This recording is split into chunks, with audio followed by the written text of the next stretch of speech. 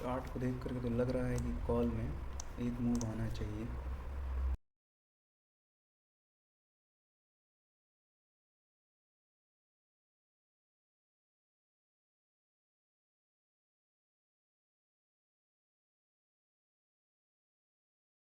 मेरा बाइंग लेने का लॉजिक सिंपल था। ये देखिए, मार्केट में स्विंग जो है कॉल साइड के लिए, मतलब अगर यहाँ पे कॉल साइड का मूव आता है तो स्विंग जो है बहुत नज़दीक है, तो मार्केट को अगर स्टॉप लॉस लेना होगा तो वो सिंपल तरीका अपनाएगा ऊपर जा कर के। नीचे के लिए स्विंग बहुत नीचे है तो मार्केट को स्ट्रगल ज़्यादा करना पड़ेगा।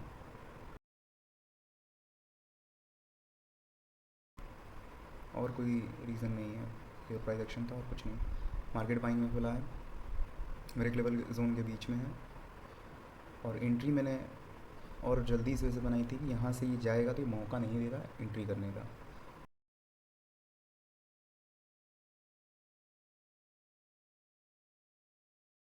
या तो मैं स्टॉप लॉस टाइट दे दिया था।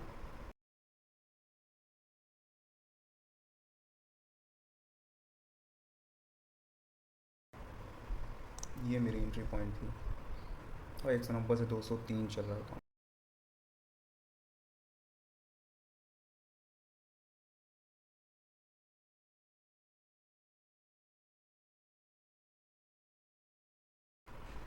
पहला ट्रेड जब लॉस चला जाता है ना तो फिर साइकोलॉजी डिस्टर्ब हो जाती है। मतलब दूसरों के साथ होता है कि नहीं होता है मुझे नहीं पता, मेरे साथ होता है।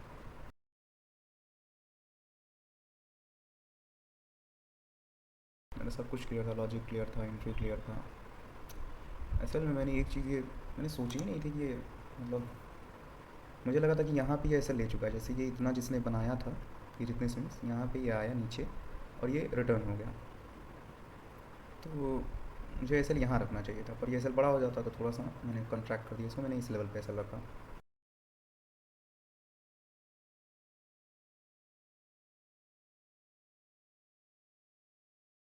ये कैंडल और नीचे आ गया होता, फिर रिवर्स हो गया होता, तो भी इतना बुरा नहीं लगता। गुस्सा इस बात पे आ रहा है कि साला इस कैंडल में इसने एस एल लिया और नेक्स्ट कैंडल में रिवर्स हो गया है। जब ऐसा होता है ना तो लगता है कि आप ही के लिए कोई बैठा हुआ है मार्केट में, जब आप देखता है कि हाँ यहीं पे इसका एस एल है, चलो ठीक है, पहले इसका एस एल लेते हैं फिर ऊपर जाएंगे। ऐसे टाइम पे लोगों का साइकोलॉजी डिस्टर्ब होता है, जैसे भी मेरा हो रहा है। बस ऐसे टाइम पे मन करता है कि बस साला फिर मार दो पूरा लंबे अच्छे क्वांटिटी से एंट्री।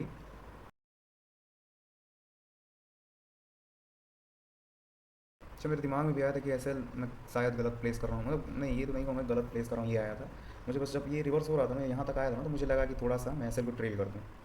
फिर लगा कि नहीं यार, मान लेते हैं कि ट्रेल करूँ और फिर और बड़ा एस कर दूँ और फिर वो भी चला जाए, तो कोई अभी तो ठीक है, वो रिवर्स हो गया, कोई मतलब नहीं बनता ना फिर। क्योंकि जो मैं जिस गैप पे एंट्री करता हूँ वो गैप भी फिल हो चुकी थी। ये गैप है, ये देखो यहाँ ये गैप भी फिल हो चुकी थी, इस वजह से मुझे थोड़ा सा इस पे कॉन्फिडेंस था कि यहाँ से ऊपर जाएगा। और कंफर्मेशन मेरे पास मतलब थे, तब मैंने एंट्री की थी, ऐसे मैंने एंट्री नहीं की थी हवा में। पहला कंफर्मेशन तो मुझे ये था कि एक तो मार्केट बाइंग साइड में खुला, दूसरा लेवल्स पे खुला है लेकिन यहाँ से एक बार दो बार में गिरा नहीं है, यहाँ से रिजेक्शन ले लिया।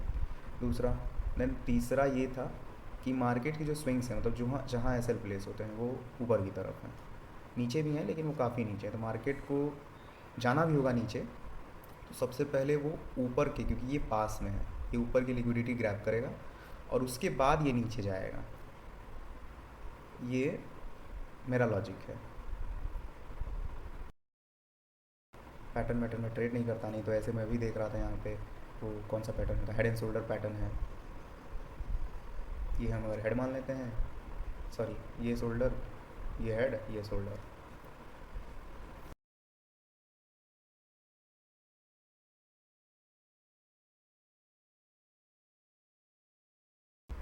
मुझे तो मान लेते हैं यहाँ से रिवर्स होता है, फिर से मुझे 180 पे एंट्री पड़ेगी तो फिर से एक एंट्री मारूंगा मैं।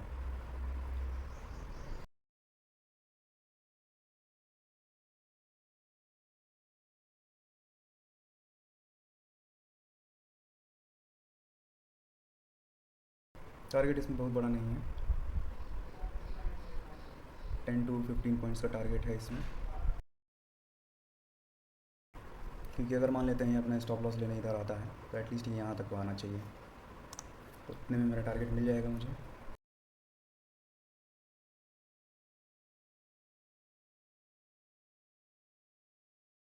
अगर जाता है तो 186 तक ये जाएगा, नहीं तो रिवर्स हो जाएगा, तो कोई मतलब ही नहीं है। स्टॉप लॉस लूँगा, इसका दिन ख़त्म।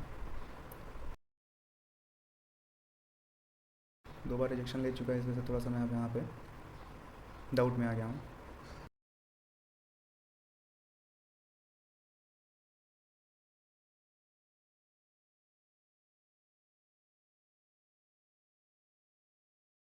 जब आपको पता होता है सब कुछ, आप पता होते हुए फिर गलती करते हैं ना, तो थोड़ा सा खुद को पीटने का मन करता है। जैसे मेरा लॉजिक यहाँ पे क्लियर था कि क्यों बाइंग आ रही है। यहाँ से ये लगने वाला ट्रेड मैंने ले लिया कि हाँ मुझे लग रहा है। यहाँ पे मैंने प्राइस एक्शन की मतलब लगा दी, एंड मैंने लगने वाला ट्रेड लिया यहाँ पे। पहली गलती तो मेरी यही है। दूसरी कि मैं यहाँ देख रहा हूँ कि ये एक मिटिगेट करने आएगा, उसने किया, यहाँ से उसने लिया रिजेक्शन। अब क्योंकि मुझे पता था कि यहाँ से रिजेक्शन लेगा,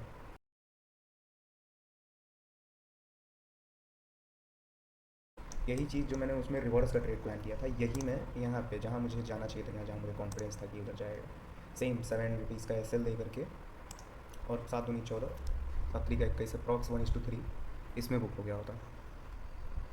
तो यही होता है, हमें लॉजिक से चलना होता है, ना कि मुझे लग रहा है। और मैं मुझे लग रहा है ही मतलब होता है ना, मैं बता रहा हूँ ना कि मैंने ये जो चैलेंज शुरू किया वो डिसिप्लिन की वजह से चूज़ किया है। मेरी डिसिप्लिन बहुत लैगिंग है, सब जानते हुए मैं उल्टा ही काम करता हूँ।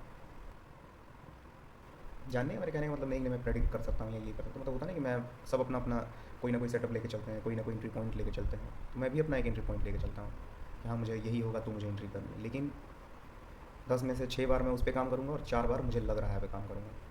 वो अलग बात है, मैं मुझे लग रहा है पे थोड़ा सा स्टॉप लॉस बहुत ज़्यादा देने की कोशिश करता नहीं है।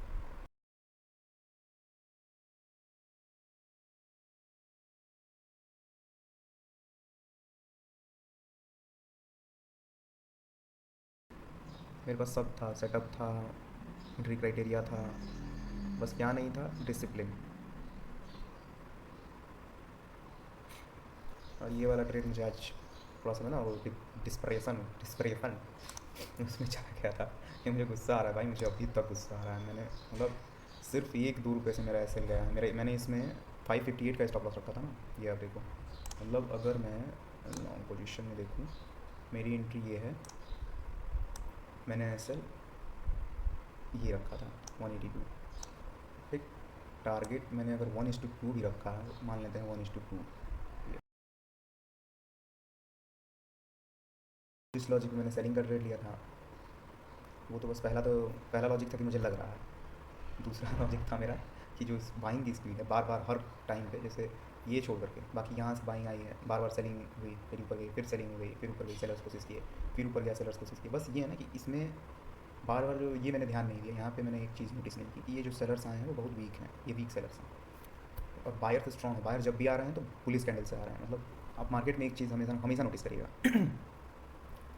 ये ज्ञान व्यान नहीं है, मतलब जिसको लेना होगा ले सकता है, जिसको नहीं लेना वो यहीं छोड़ देगा। मार्केट में कभी भी जिस साइड ट्रेड करना है उस साइड आपको एक चीज़ हमेशा ध्यान देनी है कि ये जो कैंडल्स हैं वो कैसे बन रहे हैं। अब जैसे बाइंग के कैंडल्स स्ट्रॉन्ग हैं, लेकिन सेलिंग की कैंडल्स इधर स्ट्रॉन्ग बन रही थी, लेकिन ये तो रेंज कह सकते हैं इसको, रेंज ही है ये। फिर देखिए वापस बाइंग की कैंडल स्ट्रॉन्ग हो गई, लेकिन सेलिंग यहाँ भी सेलिंग ठीक है, अच्छी खासी है। फिर भी बाइंग 3 कैंडल में गई है और सेलिंग 1 2 3 4 5 6 7 कैंडल में गई है, तो उसको as compare to buying weak कहेंगे। देन फिर बाइंग आई अच्छी खासी कैंडल, एक ही कैंडल में इतना 2 3 कैंडल 4 कैंडल खा गया। देन फिर सेलिंग आई है 5 कैंडल, इसमें रुक गई। फिर बाइंग आई 3 कैंडल में ही पूरा इसने खा लिया इतने देर वो। अब बाकी अब देखिए यहाँ सेलिंग वीक हो गई पूरी, ये धीरे धीरे धीरे धीरे ये मतलब एक कैंडल को खाने में 4 कैंडल लगे। देन ऊपर गया, देन इसको यहाँ तक आने में इसका आधा भी नहीं आया और बहुत सारी कैंडल्स लगी हैं। तो ये माना जाता है कि वीक सेलिंग है। ये मैं साथ ध्यान दिया होता तो मैं इसमें एंट्री नहीं किया होता।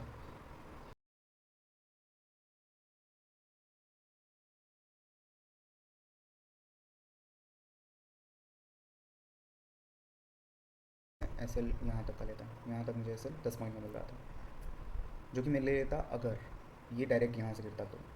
लेकिन ये जब 2 बार 3 बार कोशिश किया और ऊपर नहीं गया, और फिर मैंने चार्ट पे ये देख लिया कि सेलिंग बहुत वीक है। ये रीज़न था कि मैं इसमें एग्ज़िट मैंने तुरंत कर दिया। मैं वेट नहीं किया कि नहीं यहाँ तक, और ये आया है नीचे रॉक 17 पॉइंट। कोई मतलब नहीं बनता है। मान लेते हैं कि मुझे इंटर ही दोबारा करना हो तो मैं कर लूँगा, क्योंकि मेरे पास एटलीस्ट अभी मेरे पास तो है ना, मैं 1500 डेली अगर लॉस दे सकता हूँ। अभी तो मैंने 800 दिए हैं, तो मेरे पास देखा जाए तो मेरे पास 600-700 का विंडो बचा हुआ है, तो मैं एक रिस्क ले सकता हूँ। लेकिन मान लेते हैं कि यहीं पे मैं रखा होता तो कहीं ना कहीं यहाँ जाकर मैं टूट जाता है इस कैंडल को देख करके, या यहाँ जाकर मतलब मान लेते हैं चलो ठीक है ये भी रुक गया होता, तो ये कैंडल रुक गया होता, ये कैंडल भी रुक गया होता। लेकिन जब ये कैंडल क्लोज कर मतलब ये कैंडल जब क्लोज करता तो तब तो मैं टूट गया होता ना कि नहीं ख़त्म ये, क्योंकि इतना अच्छा कैंडल क्लोज कर दिया, अब ये नीचे ही जाएगा और यहाँ से पूरा रिवर्स हो गया। तो अल्टीमेटली कहाँ मैं 200 के लॉस, मतलब 36-18, 3-3.5 रुपये का लॉस में कट किया हूँ, और यहाँ मैं 17 रुपये का लॉस लेता, तो कोई मतलब नहीं बनता, ये लॉजिकल नहीं है। लॉस आप जल्दी काटो, उसमें कभी कभी नुकसान भी होता है, जैसे मुझे अभी नुकसान हुआ है एक तो पहला ट्रेड कि मैंने लॉस छोटे के चक्कर में टारगेट छोड़ दी, टारगेट ही मेरा वो चला भी गया और मैं कुछ कर भी नहीं पाया। ये अभी यहाँ सेलिंग इस वजह से आ रही है, डायरेक्ट यहीं से रेजिस्टेंस क्यों लिया, क्योंकि सेलर्स यहीं पे स्ट्रांग हो गए हैं। इस कैंडल तक मैं कोशिश किया था सेलर्स ने कि इस मतलब ऑप्शन बायर्स कह लीजिए या कॉल सेलर्स, फुट सेलर्स कह लीजिए, कुछ भी है, कि यहाँ से ऊपर ले जाएं, लेकिन ये यहाँ तक अभी वीक थे, लेकिन यहाँ से नए आ गए सेलर्स, पुट को शॉर्ट कर दिया उन्होंने। तो इस वजह से ये एक स्ट्रॉन्ग पॉइंट है कि यहाँ से मार्केट आएगा तो रिवर्स होगा, भले फिर चला जाए अलग बात है, लेकिन यहाँ से रिजेक्शन उसको लेना ही लेना है। मैं पुट में इंटरेस्टेड नहीं था, बस मुझे दिखाना था, इस वजह से मैंने किया था कि नहीं मैं पुट, ऐसा नहीं था कि मैं पुट में फिर एंट्री करने वाला हूँ। मुझे यहाँ फोमो हो रहा था क्योंकि मुझे दिख रहा था कि ये चीज़ हो सकती है, बढ़ने वाला नहीं गिरने वाली की बात कर रहा हूँ। तो बस मुझे दिखाना था कि मैं निकल क्यों गया था। अब ये अगर इन्गल्फ कर लेता है तो यहाँ के जो सेलर्स हैं यहाँ के क्योंकि सेलर्स कोशिश कर चुके हैं, अब ये इन्गल्फ कर लेता है तो ये बायर्स इनको लपेट लेंगे। मैं कभी भी एंट्री करता हूँ ना, प्राइजेक्शन भी हमेशा रीड करता हूँ, तो देखता हूँ कि सबसे मतलब नज़दीक के स्टॉक्स कहाँ कहाँ हैं। अब मार्केट के पास ऊपर तो स्टॉक, ये स्टॉक्स खा चुका है मार्केट, ये एक नया स्टॉक क्रिएट हुआ। अब नीचे की तरफ ये स्टॉक है, अब यहाँ स्टॉक है, तो यही मैं पहले जो यहाँ मैंने लॉजिक किया था ना, ये वाला ट्रेड, मैं यही सोचा था कि यहाँ से आएगा ये कहीं इधर आकर के, क्योंकि अब ये गैप बाकी है, तो मुझे लगा था कि ये आएगा गैप फिल करने के लिए, तो ये यहाँ तक एटलीस्ट मतलब यहाँ तक एटलीस्ट आएगा। मैं यहाँ तक नहीं करता, यहाँ तक का मेरा टारगेट था, तो ये एटलीस्ट 185 तक आता। तो मैं एंट्री के बाद से अगर देखूँ लगभग 20 पॉइंट्स मुझे मिल जाते हैं।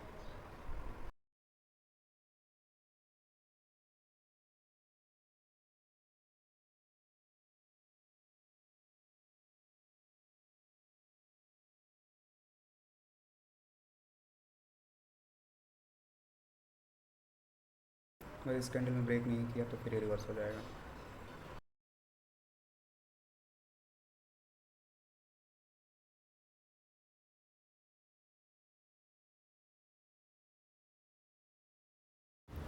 आज मेरा दिन नहीं है, ये मुझे पहले ही समझ जाना चाहिए था।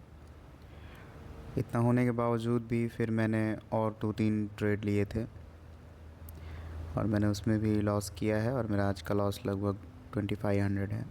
आज मैंने रूल्स तोड़ दिए, कोई रूल फॉलो नहीं किया, क्योंकि मेरा पहला ट्रेड मुझे थोड़ा सा डिस्टर्ब कर दिया था।